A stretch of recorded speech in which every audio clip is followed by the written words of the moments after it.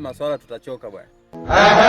Mtu anasema anakaa mageto, anakula chakula cha mchana saa 7 kamili.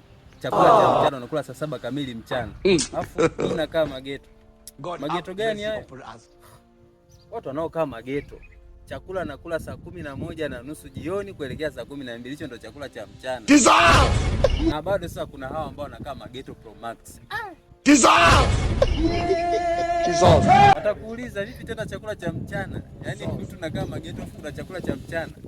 Kwa sababu wao wanachojua ni chakula kimoja tu kwa siku. Yaani siku nzima ni mlo mmoja. Kwa hiyo kwamba ni cha asubuhi, cha mchana au cha jioni au cha usiku.